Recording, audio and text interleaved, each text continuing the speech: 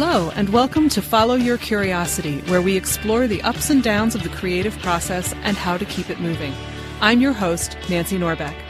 I am a writer, singer, improv comedy newbie, science fiction geek, and creativity coach who loves helping right-brained folks get unstuck.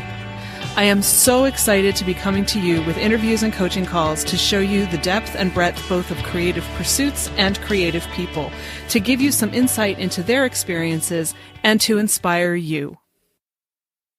Today's guest is Domenic Sciortino. Dom's been a friend of mine for a very long time, and if you looked at his day job, you might wonder why I wanted to interview him. He's a barber. In fact, I know him because his dad cut my hair when I was growing up in York, Pennsylvania, where he still lives. It's not the sort of job that comes to mind when most people hear the word creative, though it should. But Dom defies traditional boundaries where jobs and art are concerned. When I first knew him, we were all sure Dom was going to become some sort of graphic artist. He was always drawing and wanted to go to art school. His path turned out to be less straightforward. You'll hear more about that in a minute. But it's also been much richer and more interesting than anyone could have guessed. Dom is a member of several local bands in York, including the Brass Monkeys, a Beastie Boys tribute band. Over the past few years, he's also started performing on his own and even writing his own songs. As you're about to hear, he's a great advocate for the arts for everyone. One of the first things that I remember about you before I even really knew you at all was being in the shop and seeing your cartoons hanging on the wall. And I remember, I'm guessing I had to have been in middle school because I think you must have been figuring out where you wanted to go for school. Because I remember your dad saying to my mom, he wants to go to art school, but I told him he has to learn to cut hair so that he can always make a living. And I remember, so I'm like 13 maybe, sitting there going, oh, that's so sad. Let him go to art school. Because I just thought, but then that's what he's going to end up doing forever, and he's never going to get to do the other stuff that he loves. And now, in retrospect, I would argue with my 13-year-old self that there's plenty of creativity in cutting hair. But I wasn't really seeing that at the time. Absolutely. But I'm just wondering, first of all, am I remembering this right? You have it absolutely 100% correct. And after I became a barber, then he said, it only takes 6 more months to learn women's hair. So I did that. And then he said, okay, now you can go to art school. And what you probably don't know is that I did spend a semester in art school, and I absolutely hated it. Oh, I didn't know that. So I remember the professor saying, okay, you're going to draw a perfume bottle, and you are going to draw this perfume bottle so that people want to buy it. And I was like, I don't want to draw a perfume bottle. I want to draw a dragon. So I drew a perfume bottle with a dragon on it, which I don't know what kind of women want that, but probably plenty. Yeah, nerdy women, right? No disrespect there, but mad props to the nerdy women. And but it just didn't stick. So I just said, I'm already making money at cutting hair, and I really enjoy it. And that's what I did. But what did come in handy is probably about 5 years into cutting hair now, maybe a little more like 7, I went to school for Clairol and learned how to color hair. And that's when the art and the commerce of cutting hair really blended well. And cool. I educated for Clairol for 2 years.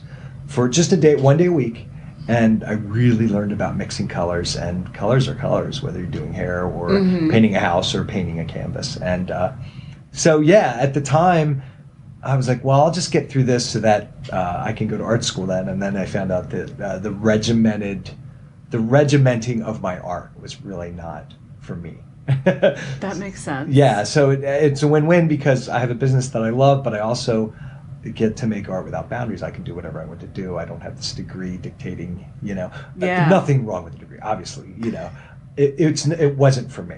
I was meant to do a different path, and I'm very happy with where I ended up. That's cool. How did you feel about it at the time when your dad was like, nope, you got to do this thing first? I understood completely because it's an Italian family. And it's all about the business. And there was no resentment there at all. I was just happy that he was going to, not only that he said I could go to school, but that he would pay for it. So I saw it means to an end. I'm like, of course I'll do this. It's only a year and a half, and then I'll get to go to 4 years of art school. And it didn't work out that way. So he was right in a weird way. But I could see a lot of, children being resentful. Oh, how dare you tell me, But it was a different kind of home. You know, it was an Italian American household. Is you have to have this trade that you can make money because. And it wasn't that he didn't believe in my art at all. He was just being pragmatic. Right. Which my father was. No, he totally understood art because he was an artist himself. That's right. So, it all worked out. So there was no resentment for that. I completely understood it. And it's definitely kind of, I have 3 boys and I have one in college now. And I've passed that down because I'm just adamant that they get a traded degree and then they do whatever they want. And I don't care what the degree's in. It's just that I think education is vitally important.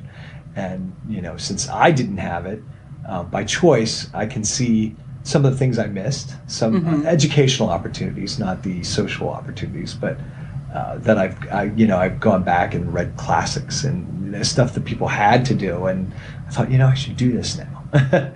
But no resentment at all. But I'm kind of, as you know, a Zen person anyway, so yeah, it all gets woven into the fabric. So and you're also like one of the most amazingly self-educated people I've ever met. In fact, probably the most. I mean, you read more than and more widely, I think, than pretty much anybody I know. Thank you very much. So it's that quest for knowledge, man. That's what I love. Yeah, that keeps me going every day. There is something about the love of learning for the sake of learning that is more powerful than. And as you get older, it's more important that you learn to learn rather than I need to learn this so that I can. No, right. It's just the joy you get out of learning. You don't always have that at 20, which is probably why I didn't enjoy art school. You will do this, and you will do it my way. How much do you think your dad's art influenced your own? Boy, that's a really good question. What I take from my dad's art, which he was prolific. He did paintings and then he did wood carvings. And I actually took a wood carving class with him maybe about 15, 20 years ago. And I didn't enjoy wood carving, so I knew that what he was doing was not for me. When he passed away and he had all these wood carving tools, all his wood carver friends, are you gonna do this now? And no, I hated wood carving. I really despised it. And but what I take away from it, I love this, is that I don't think there's this conception, like me going to school, that in order to make art, it has to be a certain standard of good. And that's not true at all. Not that my father's art wasn't good, but it's just that you create. That's what's important. And what a lot of people don't know is the way my father got started in art was he bought my mother, his wife, in the first couple of years of their marriage, a paint by number set, because this was huge back in the early 60s, and it was a street scene in Italy, and it sat there untouched, and one day he decided, I'm going to do this, and he did that. And that's when he started painting. And some of his first paintings were incredibly rudimentary, but they were his. They were beautiful. Right. And I think that's how it inspired me, not so much as the style, because he did a lot of Bob Ross stuff in the 70s. And so it's kind of kitschy. And I love it because I love that kind of kitsch. But it wouldn't be classified as high art, but it was implicitly him. It was who he was. So I think what I take away from that is it's not important that you try to emulate your heroes or anybody that you think is great. It's more important that you get to the paper or the canvas or the instrument what's you. That's what art is. And that actually brings me to your quote from Facebook. Oh, wow. Okay. Let's see, how long ago was this? September of 2016, so a little while ago. And you said, every single person on this planet should play an instrument or sing or draw or sculpt or paint. And if they're not good at it, they still should. Art's what's going to save us. Oh, nice. Thank you for remembering that. So I only have, how much time do I have to talk about that? Because this could be the rest of the interview. Well, start, and I do have a couple other questions, but we'll see where we go. We are all constantly creating. Obviously, and it's just something you do. If you make a pot of coffee when you wake up, you're creating. If you cook dinner, you're creating. And we can also create messes of our lives. And when messes get created, man, is it okay to get deep here? This is gonna get deep. So absolutely. When messes get created, what happens is you have, people in opposition with each other. And obviously we know this is the human condition, and that's why we need the military. That's why we need police forces. That's why we need politics. That's why we need structures of institutions. But the truth is, creativity is nothing like that.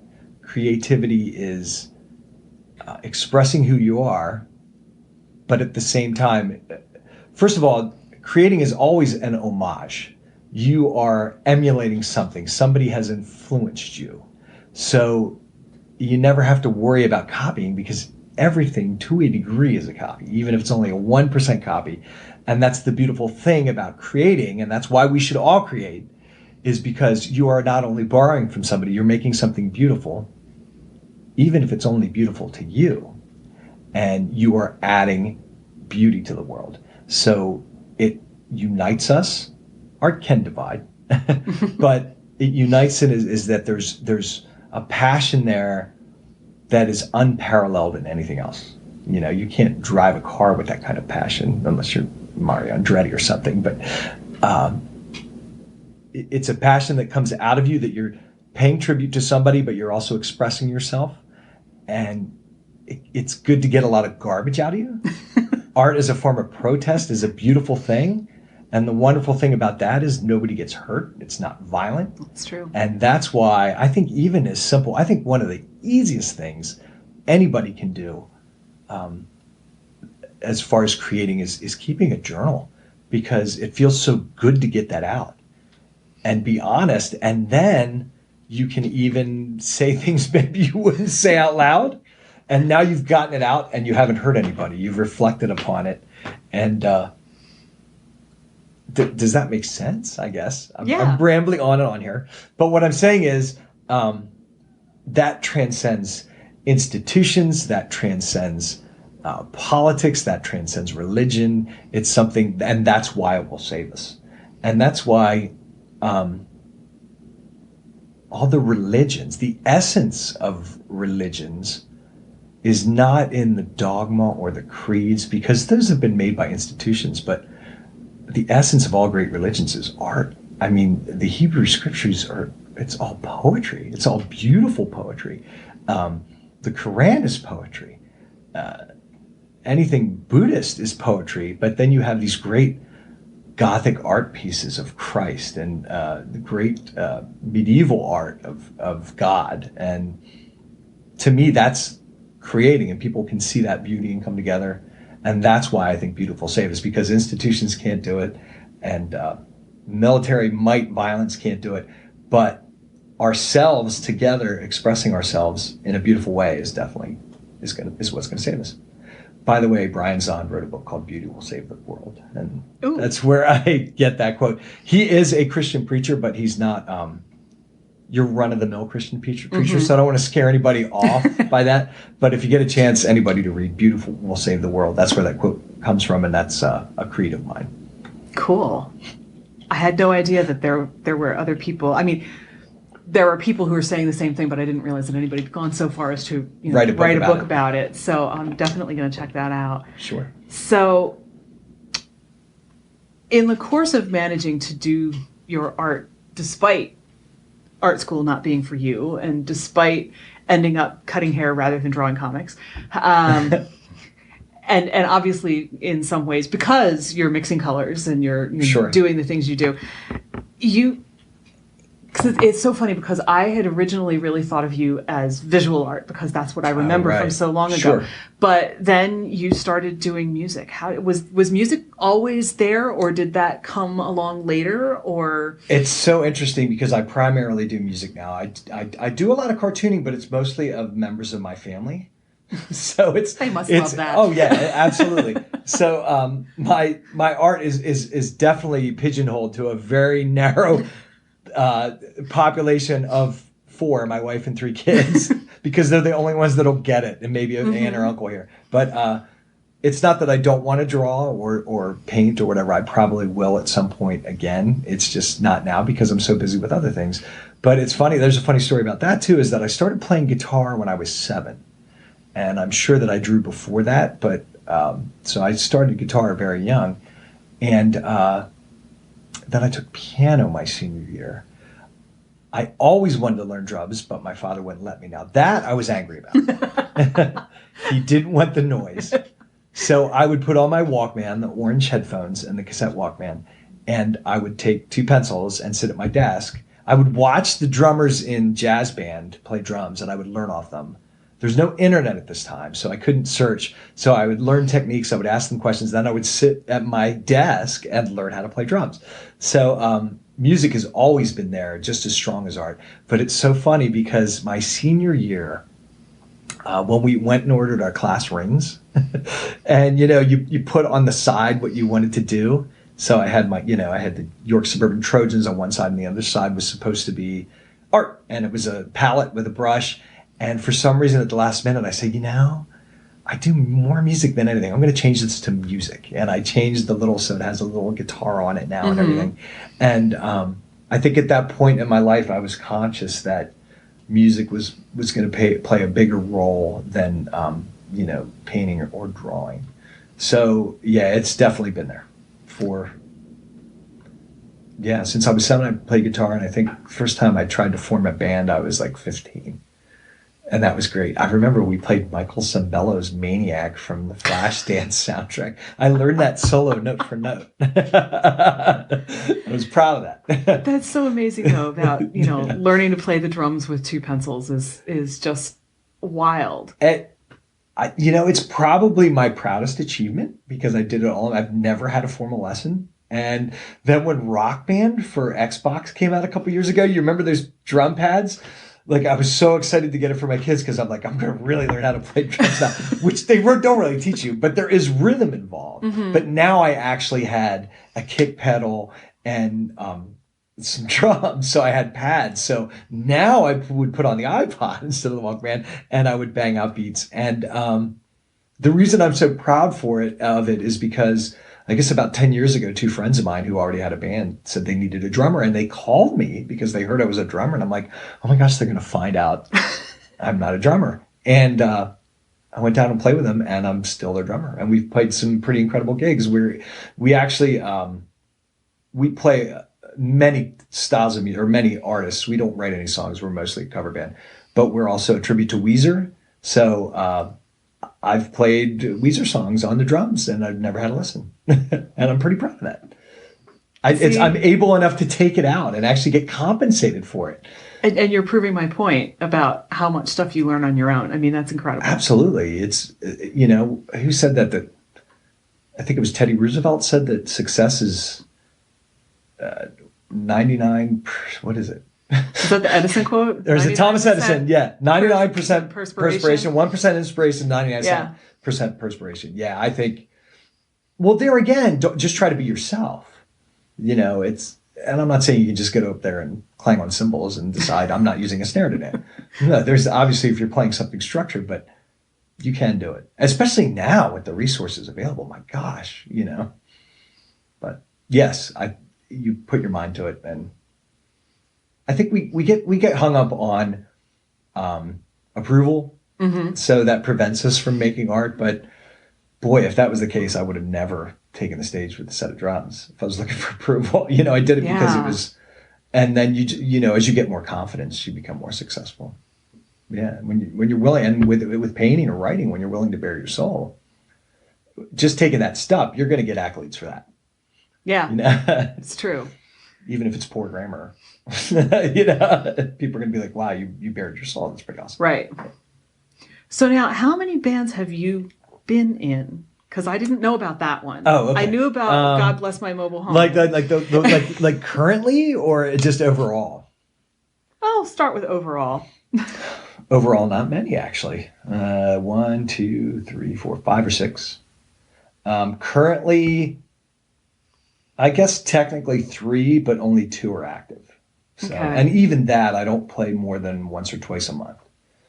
But the first band was a bunch of high school kids. There's actually a couple little more projects somewhere along there. But God Bless Our Mobile Home, which is kind of like hillbilly rock. That's been going on for over 20 years. And the bass player and I are married to sisters, so that's easy to keep going. We're always together. Um, and then the Weezer tribute, we're just three middle-aged guys making rock and roll. So that's more just fun. It's not that we're not serious about it, but it's very relaxing. What's that one called? We call ourselves the Delphs. But actually, what we go by is Death to False Metal, usually, because Death to False Metal is the name of Weezer album. It's the Weezer B-Sides album. So when we bill ourselves as that, people that are Weezer fans know they're getting Weezer music. And then Brass Monkeys, which is the Beastie Boys tribute. And that's more like a business, which it's run like a business. It's very regimented and a lot of practice involved. Not that we're not creating. Again, it's an homage. Right. And actually, what's more important there is, I think even if you're playing cover songs or you're in a tribute band, you have great fun because you're performing music that you love, but it's how does that inspire you? I mean, that has inspired me to do a lot more with my music. The fact that I could take a stage and actually have a business kind of aspect to music has affected everything in my life as far as making music. And is that the one you spend the most time with? Yes, that not as much practice because it's a limited catalog of music. Mm-hmm. So we know it all already. That was the first year or two really hammering it out. But we usually play every month. And yeah, that's more time consuming because there's a lot of travel involved. And but at the same time, the four of us also find time either during sound check or at other opportunities to play together in a looser environment where we are creating. It's not just playing Beastie Boys songs. Mm-hmm. For instance, I think next Monday there were two firefighters that died in New York when a building collapsed. The first firefighters we've lost in almost 50 years, and they're having a benefit for them here in New York. And we are the backing band, so we get to play behind all these great horn musicians. So. All these things, as long as you're creating music, man, it leads to all kinds of opportunities, especially in a smaller community like York, PA, which is, all the musicians seem to know each other. Well, and how far afield do you go with Brass Monkeys? Because I know you were up in Brooklyn a while back. We were in Brooklyn twice. We've been all over Pennsylvania. We're going to Syracuse, I think. And back in February, we went to Germany. And spent 5 days there, and that was incredible. How was that? That was amazing. I'm so blessed. It's the first time I ever went to Europe, and it's music, man, the universal language. Yeah, are the audiences different in Germany? Everybody there was so nice. I think what's different in Europe is they just appreciate live music a lot more, with no disrespect to any American music fans. It's so much more ingrained in their culture that they're willing to pay musicians, that they give musicians, and not that it's about us, but they give the musicians attention. That they actually come to see you perform as opposed to just, I want somebody in the background making music while I eat. A prime example is Tim Warfield. I don't know if you ever heard of Tim Warfield. He lives not far from here, and he's won Grammys. He's won jazz Grammys. He's a graduate of York High, amazing saxophonist. And, he plays here in York at the Holy Hound once a month, which is, just a bar, and people love seeing him, but he's gone to Europe and filled halls because he's a Grammy-nominated jazz musician. And they just, I think they have a different view of that, than we do here. The one great thing about playing Germany is that there were all these people screaming the lyrics while we were singing them, except they didn't really speak English.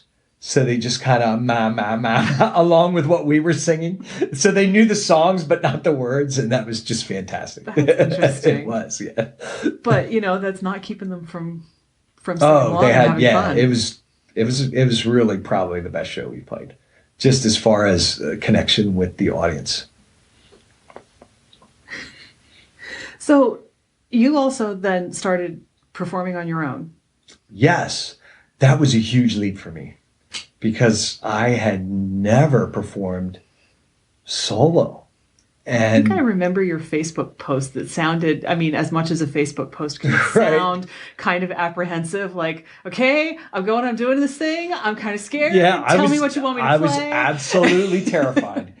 And which is funny for such a Zen person, but here's the bottom line is I have to, if I'm trying to sell you this idea that just go out and be fearless and create, I have to do it. I have to put my money where my mouth is. So I don't know. I just had this feeling that I had to do it. And I even told the guy who wanted to book me, I'm like, I don't do this. He's like, you'll do fine. And you know what? Here's the thing. In the end, everything works out. It always does. There's very few people that are going to bare their soul and get booed. It doesn't happen unless you're making something really horrible, like hateful, or you're screaming obscenities at the audience. If you bare your soul, there's going to be people that support you. It just speaks to the essence. So, I didn't even know what I was going to do. So I mapped out all these songs, and I'm like, I can't do these songs because this song is like a singer-songwriter song, and this song's like more hard rock. It's all over the map, but then you think, well, that's who I am. That's what I listen to. And as long as it's authentic. And I think I've done, oh my gosh, a dozen since then. And I love it more and more. I just did one 2 weeks ago, and it was probably the most fun I've ever had. So I'll tell you what really got me over the hump with that.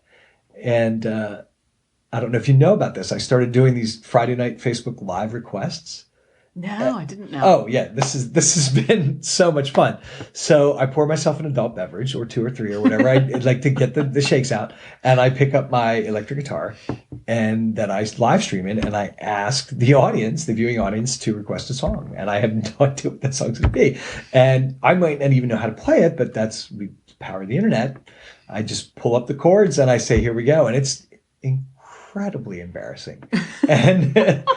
Because some of it sounds horrendous. I think one night somebody requested Paradise by the Dashboard Light by Meatloaf, which I don't like that song. I don't like Meatloaf.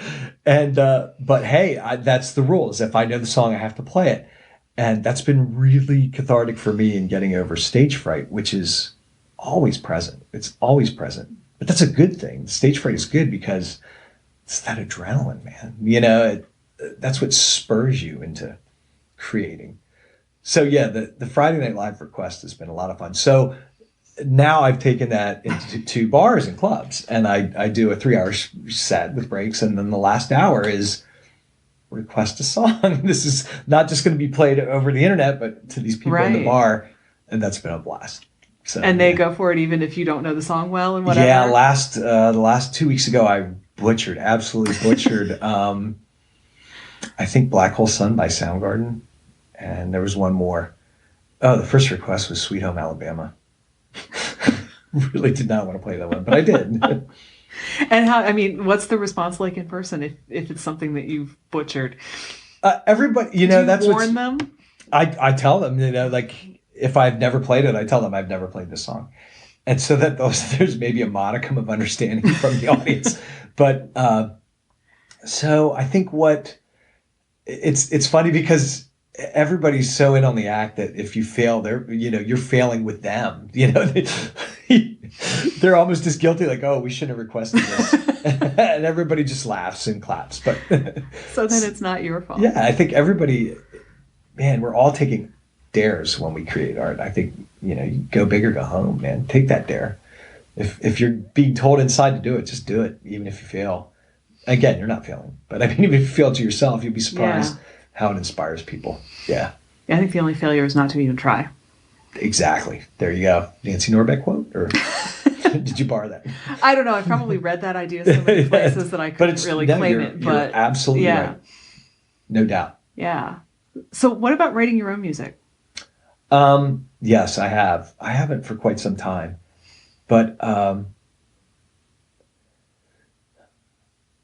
it was easy with God Bless Our Mobile Home because most of the songs are about drinking or cars or women because we're kind of a tongue-in-cheek country rock, I don't know what. The most frustrating thing to me about writing music is that there's a limited number of chords, and there's a limited number of chords that sound good together. Now, you can be extremely daring, like we talked about, and put a B flat next to a A, but you better know what you're doing, whatever, in some kind of ascending or descending way. But so you always get this stuck in your head that, oh, this has been done before, this progression. And this, well, of course it has. Every single song has already been written in some way, shape, or form. The notes are in a different order. So that's my biggest hurdle, is just trying to be myself and write and not worry about what it sounds like. And yeah, because I remember writing a song once and thinking, oh, this is pretty good. And then listening to my iPod one day and I think, oh, wait, I just rewrote that song because I listen to so much music that it gets ingrained in your head. But that doesn't matter. I still wrote it, and I'm not going to play it out maybe and not record it, but I still made something, and it's part of that journey. And studying song structure is fascinating to me. And I was always scared to do it because I didn't want to willingly rip off another song, but I was wrong. I mean, just studying it, and you think, oh, they went from there to there. That's really interesting. And then you use that in a different way. So everything is borrowed, but songwriting is definitely the hardest aspect to my art. For me, I can play till the sun sets. I can sing till the sun sets, but to write a song, I have to force myself to do that. Fair enough. I'd rather jam.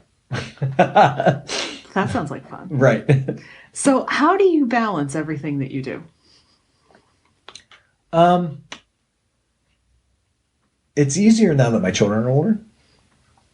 But I don't really, because if it sounds fun, I do it. And it doesn't matter if I have the time or not, I'll move something to make the time. So sometimes I look at my calendar and just think, oh my gosh, what am I doing? And I have to push that aside because I know once I do it, I'll have fun. Just this week, I'm doing this, and then I'm actually going to record Wednesday night, going to play guitar tomorrow night for a youth church service practice. So every night, but what would I be doing? I would be binging something that's probably not even worth binging on Netflix, It's not like work where they say, oh, if you spend too much time on this, it's going to take away from this. The thing with creating is it's fun. It's who you are.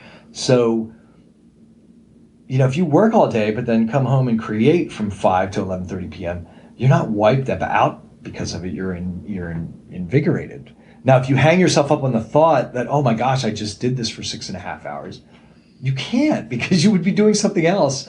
If it's relaxing, it's the same as reading a book or taking a walk. It's, it's really igniting you. So I just make sure that my relationships don't suffer with my children or my wife, which is not difficult because, like I said, the kids are grown. My wife and I are 26 years in. We have pretty understanding with each other. So I kind of just do it. And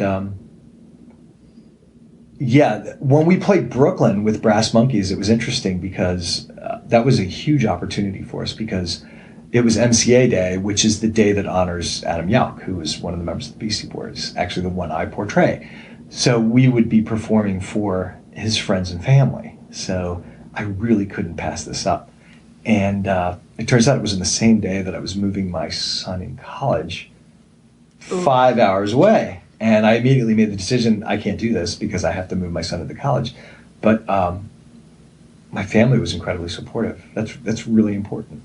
And they said, you have to do this. So I moved my son into college at 5:30 in the morning. And then at noon, I drove to Brooklyn and performed at 5:30. And, but I mean, that's what it's all about. So you talk about how you juggle. You make time for what's important to you. And you obviously don't regret doing all of that. I do not regret doing any of that. It not only did it open so many doors for us as a business, but it introduced me to so many incredible artists from different communities that I've become friends with now. And, they come to my shows, and one of them, is actually an artist that does almost exclusively portraits of hip hop artists, and they're amazing. They're lifelike portraits, and he lives right in Annapolis. So he's like an hour away from me. Wow, are they going to do some for you guys? I don't think so. If we asked him, I bet he would. I wouldn't ask him to do that. He has to create what he wants to create. You know? Oh, that's true. I'm sure we could commission him for a piece, but I do have one of his pieces. And but yeah, so just I thought I was doing it for the opportunities for the band and stuff, but it was so much more than that. I mean, I met a photographer who we formed a connection with, and then this artist. And with social media now, it's so easy to keep connected with these people. And but yeah, to your original question about juggling all that, if it's fun, just do it. It's part of your life. As long as you can support yourself, then the rest should be what you want to do, what makes you come alive. Absolutely. I think that's a good way to put it. Yeah. And I think too that there, it's so easy to think of the reasons why you can't do something. Mm-hmm. That it's, but I was going to do this weekend, or, then I'm not going to get any sleep that night or whatever, which I will admit is a big one for me. But then when you actually do say, wait a minute, when am I going to get a chance to do this again? Absolutely. And, something may come out of it that I can't even predict, and it's worth going just to see what happens, see what I can do, see who I meet, have the experience of doing it. I think that a lot of people tend to forget about all of that part when they're looking at a calendar and saying, but Absolutely. I have to do this and I have to do that. And so I've had to take off so much work to do this band, and that's always scary from a business standpoint. But I can't do this until I die. That part of the band. Mm-hmm. Because at some point when you are paying tribute to somebody, that tribute doesn't seem authentic if you're 20, 30 years older. You know what I mean? If you want to see a Michael Jackson tribute, you're not going to see a guy that's 80. God bless him if he can. But right. So I know I have to do this now. So if I have to miss work, I miss work. But yeah, it's interesting you say about sleep, because work you can get back, but sleep's not something you get back. That's you can't make it up. You can't say I'll only sleep 4 hours tonight, so I'll sleep 13 hours tomorrow. You still have not made it up. Right. And so that is a dangerous gamble, absolutely, for health reasons. Yeah. So that's the one. Yeah, I am that guy that would be in bed every night at 10 just watching TV. I have to be pushed to. So we're recording some music Wednesday night with God Bless Our Mobile Home. And it's a great opportunity for us. And my first thought was, oh my gosh, it's in Mechanicsburg, and I'm not going to be home till after 10 on a weeknight. And then I just kind of have to slap myself and say, come on, man. Yeah. And I'm certainly not saying that, everybody should stay up until 3 a.m. every night and that sleep's not important, because it definitely is. If you think you want to do it, then you need to do it. Yeah. Even if there's that, I shouldn't, but, there's that but, you need to do it.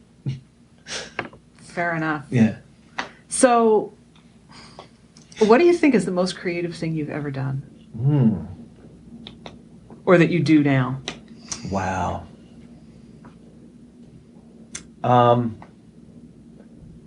Make music, of course, is definitely, even though I'm not writing, when there's something being in a room with a couple other musicians,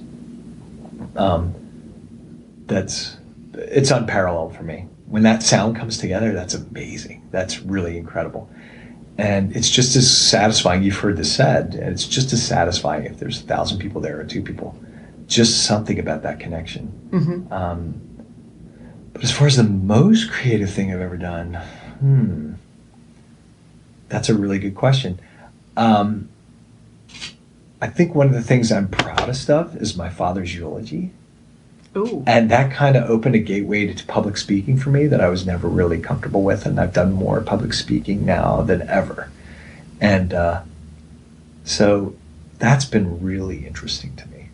And I think probably that might be what I'm proudest of, is to summarize somebody's life in 10 minutes. That was such a nuanced character. So, sure. I mean, even through all the art and drawing and music, I think that might be my proudest moment. And I did it for my grandmother too, who died at 104. Good for her. Yeah, I know, right? But I just have more opportunities to do that. It's been amazing. There's an event here in York called York Crafted. I don't know if you've ever heard of the Pekakuka format where so it's 20 slides, 20 seconds per slide, and you have to give a talk. So wow. Actually, I think architects started this format, and now it's known globally. The format is because apparently, and you can ask any architects you might know. Gee, I wonder who that might be. That architects tend to talk forever. Somebody decided this, so they said, we're only going to let you have 20 slides, and we're only going to let you have 20 seconds per slide. And somebody recognized this as, this is a great way to present anything because it's only 2 minutes and 40 seconds, and let's make this. And so I was to go talk about barbering for 2 minutes and 20 seconds, or 2 minutes, 40 seconds, whatever it comes out to, with 20 slides. And that was a blast for me. And then 5 or 6 other people that night get up and do the same thing. Now you rehearse it. I mean, obviously you put it together yourself and rehearse it. But yeah, the speaking has been a lot of fun for me. I like to be organized, so having a beginning, middle, and an end is very satisfying to me. Music doesn't always give you that. So, because if it's an open jam or something, but this is like, okay, this is the way it's going to go. I like that. That's cool. I had no idea that you did the public speaking at all, so... There you go. I'm telling you, every time I talk to you, I learn new stuff. It's like, how many of you are there? Because there's got to be like 3 Dominics running around. You know? And I'm super proud of this. I've actually been asked to give a sermon on June 10th at a church. So they sent me the passage and everything. I'm like, yeah, I'm down. So wow. Yeah, I'm excited for that. You are just such a Renaissance man. It's amazing. Well, I think the actually correct term is jack of all trades, master of none. Renaissance man sounds nicer, but well, whichever. You're doing so many things. It's I think amazing you just and have cool. you have to get it out, right? I mean, it's in there. You have to get it out. If you don't get it out, you're unsatisfied. You're restless, and yeah, find your outlet, man. I don't know if you know who Brene Brown is. She did the TED Talk 7 years ago. That yes, went viral, and she's got a great quote about how unused creativity is not benign, and I'm butchering this, but the basic idea is, it metastasizes and it turns into resentment and anger and all of these things. Oh, wow. That, interesting. which is basically what you've been saying. Absolutely. And I think she's totally right. If you're sitting on this stuff unhappy and you don't let it out and you feel like you can't let it out, no good comes of that. Absolutely. I agree with that 110%. If I had not been, there was not a long stretch where I wasn't in a band. But when that happened, I was not a happy person. Yeah. Yeah, which speaks to purpose, and I think it's all in us. We all have a part in it. Yeah. Definitely. So, how has travel or geography or sense of place, whatever that might look like for you, influenced all the things that you do? There's so many places I haven't been, and one of them is the Midwest and the West. I've always wanted to go to Wyoming and Montana and South Dakota, and I haven't. And I always wonder if that's why I'm drawn to that type of music, like the plains, like if you think of a spaghetti western, like that kind of music, surf rock, and there's bands like the Old 97s and the Reverend Horton Heat are from Texas, and the Refreshments, who were out like the Las Vegas area, that have this kind of rustic desert sound to them. And I've always wondered if I'm so drawn to that type of music, and I play that type of music with God Bless Her Mobile Home, because it's such a mystery to me. I've never been there, and I'm so intrigued by that. But as far as travel goes, I haven't gotten to travel much at all before I started playing in bands seriously. It was basically, I was either here in New York or at a beach trailer that my family has in Delaware. So the past 3 years, I've probably traveled more than I've ever traveled, and it's definitely inspiring, and it shows you just that art is the great connector. You know, you go somewhere else, you got different currency, you have different food, you have different politics, you have different means of transportation, different sides of the road you drive on. Yeah. But, you know, when I was just in Hamburg, we went out of our hotel and went to the coffee shop right on the corner, and right across the street on the wall is a huge mural of Dr. Dre, like in Hamburg. Like the last thing I expected to see in Hamburg. You know, you just picture all the, like, there'd be a big St. Pauli girl with a pretzel. You have these preconceived notions. So when you walk out of this coffee shop, you see Dr. Dre, you're like, oh, wow. And that's why, I think that expands all boundaries, and that's why art is so beautiful like that. That the Sistine Chapel is known around the world, that Dr. Dre is known in Hamburg, that Elvis Presley is known in China, you know. Good stuff. And again, it's universal, even though it's you don't have to be accomplished. I mean, if anybody asks you, oh, who's the greatest guitarist of all time, they're not going to say Scotty Moore, who's Elvis's guitarist. If anybody asks you that, who's the greatest singer of all time, they're not going to say Dr. Dre. It's just a unique art form that is so honest that it speaks to a commonplace around the globe. So I guess that has to do with travel. Yeah. I'm terrified of flying, by the way. Like, absolute paralyzing fear. So that's part of it. That was a huge step for me to go. Humongous. You could ask my bandmates and my family. I was borderline. Do you feel better about it now? Absolutely. I can't wait to do it again. Might need a little help to get there, but it's funny because it wasn't bad. There are a lot of stories like that. You know, people who are so terrified to do something, and then once they do it, they're like, "Let's do it again." So I think one of the big things with taking a chance. Phobias is exposure therapy. You know, it works. Cognitive therapy, exposure therapy. So when they say face your fears, that's it, baby. Just do it. Now, you might need professional help to do it. I'm not telling everybody to just go out and grab a snake or whatever you're afraid of. Don't do that. But face your fears in the name of art. What a better thing to sacrifice your security and even like part of your sanity for your art, and then to realize, oh, hey, you know. Yeah, maybe this isn't so bad. Maybe exactly, because there's plenty of people that are forced out of their countries, or forced to travel, you know, and don't want to. If you've been given this choice for something you love to do, better do it. Boy, I sound like a dad. Like, you better finish your vegetables because there's kids starving and wherever. It's horrible. I don't know. I don't think it's horrible. So, if somebody were to come to York and spend, I don't know, a week here, what are the top 3 places that you would recommend they go to eat? Because I know that this is your thing, among many other things. I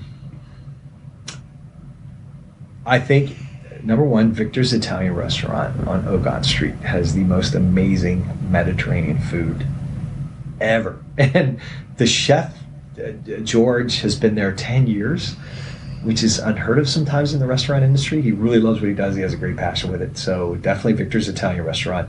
The second place, kind of unique, would be Rob Burritos, because York had no burrito places until Rob McGrath opened his and called it Rob Burritos. And there's a story behind that.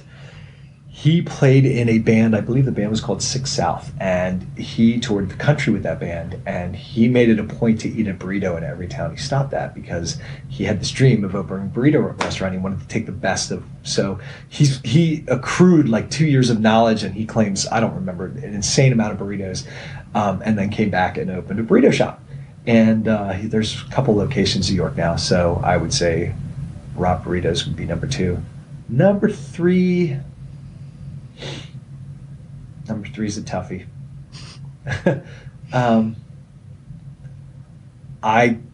This is a kind of a chain. Can I do that? Sure. I love DeCarlo's Pizza. Have you had DeCarlo's Pizza? No. So DeCarlo's Pizza is based out of Ohio, and it's just the most amazing pizza you'll ever have. So those would be my top 3. All right. Any final thoughts? No, I really want to thank you. I don't know that I've ever been interviewed this in depth. So I want to thank you for giving me the opportunity to bare my soul, and I hope it inspires somebody. Me too. Thank you, because this has been really fun and very interesting and educational and entertaining. Awesome. Thank you, Nancy. Sure. See you again soon. That's our episode. Thanks so much for joining me, and so many thank yous to Domenic Sciortino. You can find show notes and learn more about how you can work with me to follow your curiosity at fycuriosity.com. I'd also love for you to join the conversation on Instagram. You'll find me at fycuriosity. Follow Your Curiosity is produced by me, Nancy Norbeck, with music by Joseph McDade. If you like Follow Your Curiosity, please subscribe, rate, and review on Apple Podcasts or wherever you get your podcasts. And don't forget to tell your friends. It really helps me reach new listeners. See you next time.